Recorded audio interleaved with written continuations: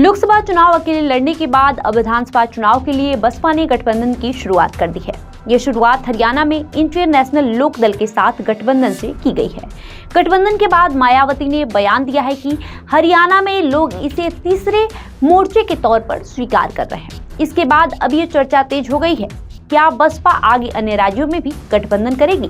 क्या इंडिया और एनडीए से अलग हटकर देश भर में तीसरा मोर्चा बनाएगी? क्या होंगे तीसरे मोर्चे के मायने और देश की राजनीति पर इसका क्या असर होगा? बसपा ने 2007 में यूपी में पूर्ण बहुमत की सरकार बनाई थी। उसके बाद से उसका प्रदर्शन यूपी और पूरे देश में लगातार गिरता जा रहा है।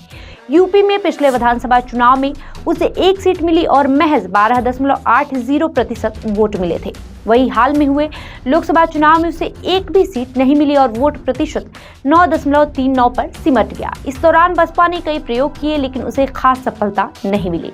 लोकसभा चुनाव में अकेले मैदान में उतरने का प्रयोग पूरी तरह असफल रहा। गठबंधन करके 2019 में उसके 10 सांसद जीते थे, लेकिन 2024 में एक भी सीट नहीं जीत सकी। यहाँ तक कि वो ज्यादातर सीटों पर तीसरे और चौथे नंबर पर रही।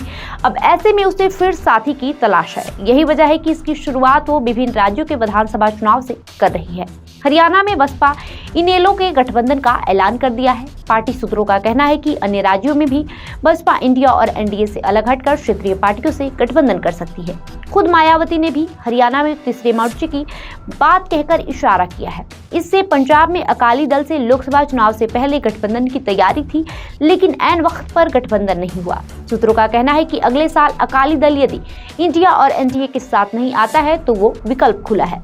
इसके पहले एमपी, छत्तीसगढ़ समेत कई राज्यों में बसपा ने गठबंधन किया था। आगे भी वो इसे दोहरा सकती है। यूपी में लोकसभा चुनाव से पहले कई दलों से बात चली, लेकिन तब गठबंधन नहीं किया गया। आगे आने वाले समय में वो इंडिया और एनडीए से छिटके दलों को अपने साथ ले सकती है। अब सवाल ये उठता है कि तीसरा मोर्चा बनाने की राह कितनी आसान होगी और उससे क्या हासिल होगा। विभिन्न राज्यों में प्रमुख दल इंडिया और एनडीए खेमे में लामबंद है। उसके बाद जो दल बचते हैं उनका भी जनाधार बहुत कम है। यूपी के अलावा विभिन्न राज्यों में बसपा का भी वोट प्रतिशत 3% से ज्यादा नहीं है। बहुत कुछ इस पर निर्भर करेगा कि यूपी में कौन बसपा के साथ आता है, क्योंकि अब भी बसपा का सबसे ज्यादा जनाधार यहीं पर है।